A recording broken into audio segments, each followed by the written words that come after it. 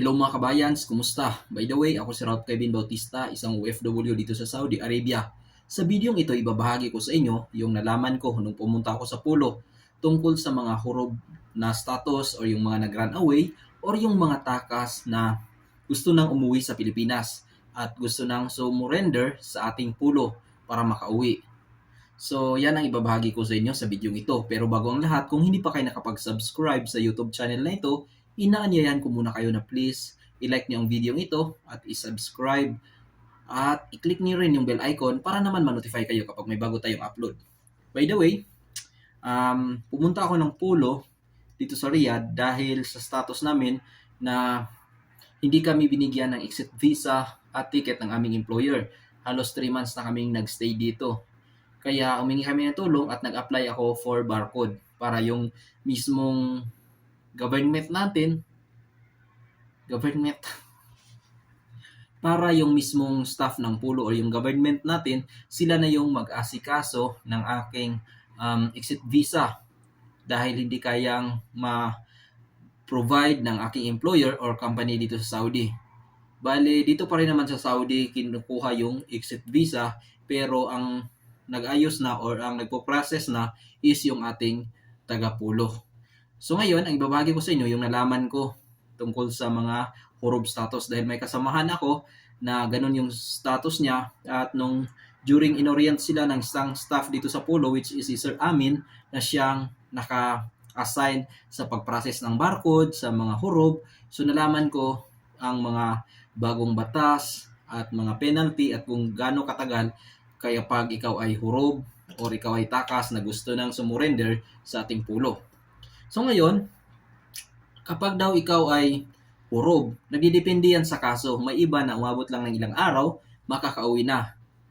Linggo, ang iba naman umabot ng 1 buwan or mahigit 3 buwan. So may iba pang araw is halos mag-1 taon sa kakahintay. So depende yan sa kaso kasi kapag kayo ay sinampahan ng kaso ng inyong employer, so medyo mahaba talaga ang proseso. Hindi kayo basta-basta makakauwi.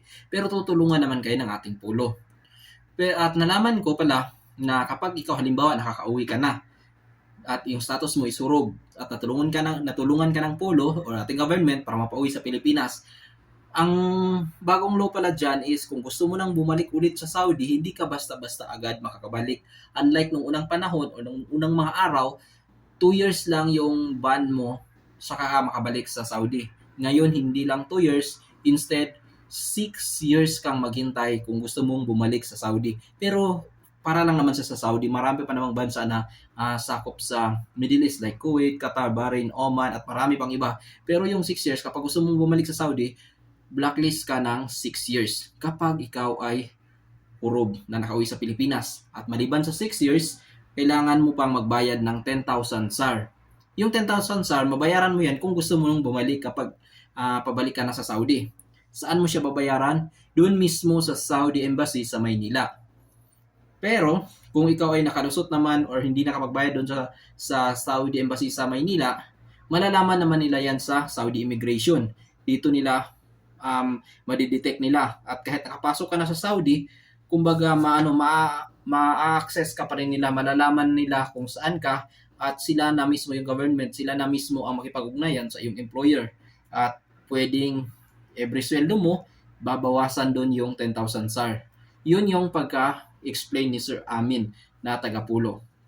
So yung kasamaan ko, ang status niya kasi, hindi siya nahuruf or sinampahan ng kaso ng kanyang employer.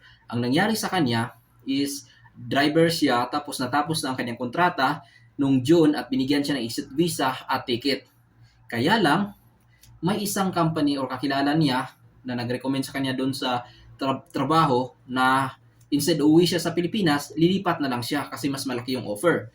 So, sinabihan niya yung kanyang old employer na ika-cancel na lang yung exit visa dahil lilipat na lang siya ng panibagong kampanya. Ngayon, kasi yung bagong kampanya niya nangako na ita-transfer siya. Ibig sabihin, kailangan siya i-transfer dun sa Kiwa para new employer siya. Kaya lang, lumagpas na ng 60 days ang kanyang Kiwa, pero hindi pa rin siya na-transfer. Kasi kapag lumagpas kasi ng 60 days, automatic na yan na mahuhurog ka. Kasi yun lang yung, kumbaga, exemption or araw na hanggang or maximum days na pag-stay mo. Dapat ma-transfer ka na. So, ang nangyari, lumagpas na ng 60 days, hindi pa rin siya na-process at nalipat sa bagong employer. Kaya ang nangyari, yung pag-check niya sa status niya, hurog. Kaya ang ginawa niya, instead na patuloy siya sa trabaho niya doon sa bagong company, napagdesisyonan na lamang niyang umuwi. Kasi kahit nasabihin na daw niya na valid pa yung kanyang ikama, pero yung status naman niya is hurog, delikado pa rin, lalo na driver siya. So ngayon, yun yung kasama ko na pumunta sa Wafidin. Napasama ako sa Wafidin dahil hindi naman talaga required na kapag ikaw ay nag-apply ng barcode is kailangan mong pumunta doon sa Wafidin. Yung Wafidin, yun siyang parang siyang office, medyo may kalayuan din sa Polo. Doon inaasikaso yung mga exit visa para makauwi tayo ng Pilipinas. So kung kukuha kasi ng barcode, ang mag-asikaso niya ng Polo, hindi na kailangan ng isang or worker na pumunta kapag barcode ang pag-usapan. Pero kung hurog yung status mo, kailangan mo talagang pumunta sa Wafidin para magpabasma. Basma ang tawag, yung may mga kuning ma-details para makuha nila at ma-process yung exit visa mo. Kaya yung kasama ko is nang pabasma siya dahil sa kanyang status, hindi naman siya sinampan ng kaso, pero dahil sa rule o law dito sa Saudi, dahil na automatic nga na lumagpas niya sa 60 days, so naging hurog na siya. Kaya medyo hindi naman daw siya aabuti ng isang buwan ang pag-process para mabigyan siya ng exit visa. So sa ngayon is inaasikaso pa ng Polo kasi nung nakaraang linggo is sinabi nung doon sa Wafidin na kailangan niyang bumalik ngayong Monday. So halos ilang araw lang kasi may pinaprocess. After noon is mabigyan na siya ng exit visa at yung ticket. By the way, sa mga nagtatanong sa ticket kung sino ang mag-provide kung ikaw ay hurog, depende yan. Kung may kakayahan ka namang makapag-provide sa iyong sariling ticket, ikaw ang kukuha. Pero kung halimbawa, di mo naman wala kang kakayahan, maaring ang taga-Polo yung magpo-provide sa iyong ticket. Sa akin naman, dahil barcode ako, kumbaga ang nagpa-process lang ng exit visa ko is yung mga taga-Polo, pero yung ticket naman is try na kakausapin o susubukan na kakausapin ngayong Sunday ng aking employer ay ng ating Polo ang yung employer na sana sila ang mag-provide ng ticket. So, yun lang po yung ibabahagi ko sa inyo regarding sa mga hurog. Pero yun nga sabi ko sa inyo, nagdidepende yan sa kaso. May iba na hindi aabot ng ilang linggo, ilang buwan, pero may iba talaga na lumagpas ng ilang buwan at ang iba halos ilang taon. So, ngayon nagtatanong saan pwedeng tumira kapag gusto mo ng surrender at hingi ng tulong sa Polo. So, pwede kang bigyan ka kasi ng option. Hindi ka naman pipilitin ng Polo na doon ka titira sa shelter nila. So, may tinatawag na shelter o yung bahay kalinga. Doon ka titira, libre naman lahat, kuryente, bahay, pagkain, libre yun ng Polo. So, kapag ganun ka sa shelter, syempre, mas madali na lang kasi malapit lang siya sa Polo. At least kapag may mga pinaprocess or kailangan mong pumunta sa doon opisina, mabilis ka na lang pumunta. Lalakarin lang kasi sa likod lang yung shelter. Pero, pwede rin naman kung gusto mo namang habang naghihintay, magpa-part-time ka or halimbawa may sarili kang bahay or accommodation na stay yan, pwede rin naman. So, yun lang po. Pwede kang, while waiting sa pag-process ng mga dokumento mo, pwede kang magpa-part-time na kung gusto mo. So, yun po yung proseso or kapag kapag ang status mo is hurog.